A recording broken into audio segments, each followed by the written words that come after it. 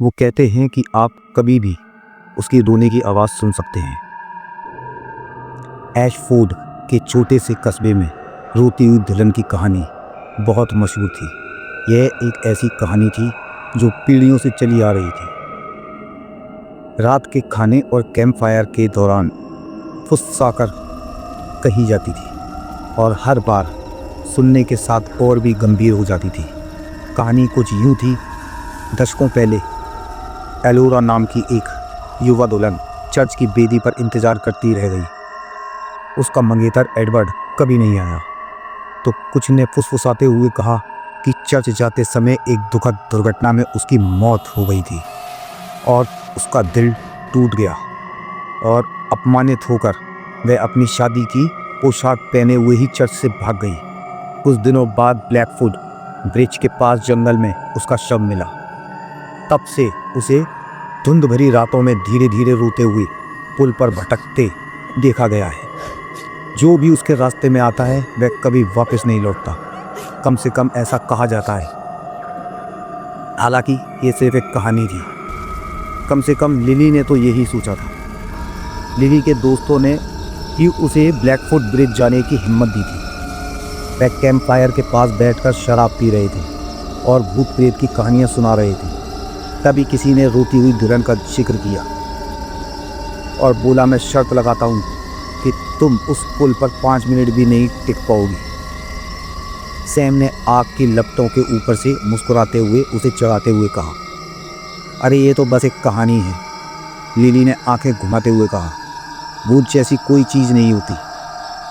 साबित करो, सैम ने टॉर्च बढ़ाते हुए कहा। जाओ, पुल पर खड़े हो जाओ, अकेले, सिर्फ 5 मिनट के लिए। बाकी लोग भी हंसने लगे। उनकी हंसी अंधेरे जंगल में गूंज रही थी। लिली चिचकी। उसके अंदर बेचैनी बढ़ती जा रही थी, लेकिन वह पीछे हटने वाली नहीं थी। उसने टॉर्च पकड़ी और पुल की ओर चल पड़ी।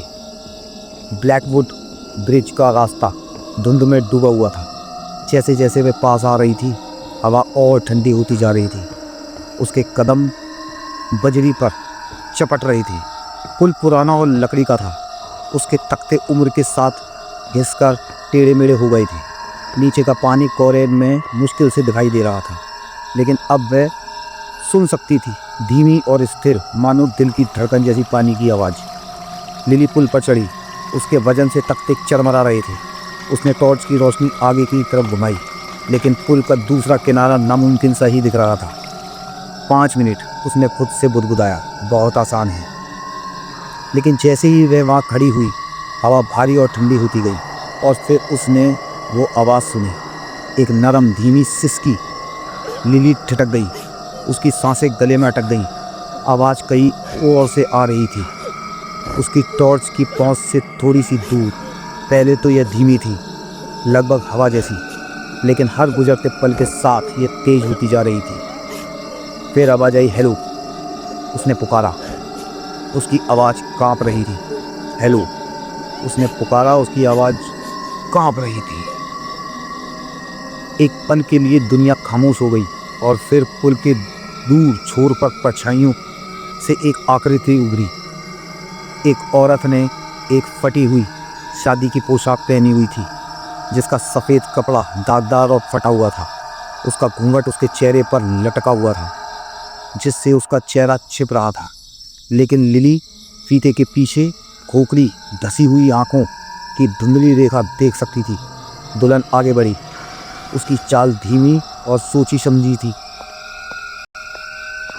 उसके रोने की आवाज़ फिर से आई, अब और तेज, और हवा में एक गहरी और तेज आवाज़ आई, एडवर्ड। दुल्हन ने फुसफुसाते हुए कहा। उसकी आवाज़ भर्रा गई। तुम मुझे छोड़कर क्यों चले गए, एडवर्ड? दुल्हन ने फुसफुसाते हुए कहा। तुम मुझे छोड़कर क्यों चले गए? लिली का दिल तेज़ी से धड़क रहा था। जब वह पीछे हटी, उसके हाथ में टॉर्च कप रही थी। मैं एडवर्ड नहीं हूँ, लिली ने कहा। वह हकलाते हुए बोल रही थी। दुल्हन का सिर उसकी ओर झुका। रोना अचानक बंद हो गया। एक पल के लिए अब सब कुछ शांत हो गया था और फिर दुल्हन चीख पड़ी। आवाज़ अमानवीय थी, एक तेज चीख जो हवा में गूंज उठी और लिली के सर से गूंज उठी। वह मुड़ी और भागी। उसके कदम लकड़ी के तख्तों से टकरा रहे थे और दुल्हन की चीख उसके पीछे पीछे आ रही थी। कोहरा घना होता गया, मानो उसे कफन से लपेट रखा हो, और पुल उसके सामने अंतहीन रूप से फैला हुआ लग रहा था। वह अपने पीछे दुल्हन को महसूस कर सकती थी। हर कदम के साथ हवा ठंडी होती जा रही थी, लेकिन उसने पीछे मुड़कर देखने की हिम्मत नहीं की। जब वह आखिरकार पुल के अंत तक पहुंची तो वह ज़मीन पर गिर पड़ी और हाँफने लगी। चीख बंद हो गई थी और धुंध छटने लगी थी। वह वापस पुल की ओर मुड़ी, लेकिन वो खाली था। दुल्हन जा चुकी थी। लिली ने अपने दोस्तों को नहीं बताया कि क्या हुआ था।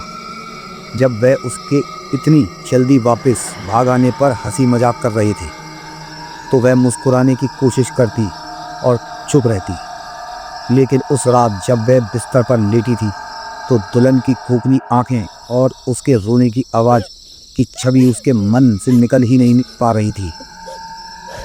और फिर उसने यह सुना, उसकी खिड़की के ठीक बाहर एक धीमी सिसकी। लिली उठ बैठी। उसका दिल तेजी से धड़क रहा था और वह शीशे को घूर रही थी। कमरा अंधेरे में था, लेकिन खिड़की के ठीक बाहर एक आकृति की धुंधली सी रेखा खड़ी थी और आवाज़ आई, एडवर्ड, तुम मुझे छोड़कर क्यों चले गए? अगली सुबह लिली जा चुकी थी। उसके दोस्तों ने देखा कि उसका बिस्तर खाली था। उसका फ़ोन अभी भी नाइट स्टैंड पर लगा रखा था। खिड़की खाली थी, पर्दे हवा से हल्के हल्के हिल रहे थे। रोती दुल्हन के वहाँ मौजूद होने का एकमात्र संकेत फर्श पर एक गीला पद चिन्ह था, जो ऊंची एड़ी के जूते जैसा था। लिली का रोते हुए दुल्हन से सामना एक खौफनाक याद दिलाता है और चेतावनी देता है कि कुछ कहानियाँ सच में छिपी होती हैं।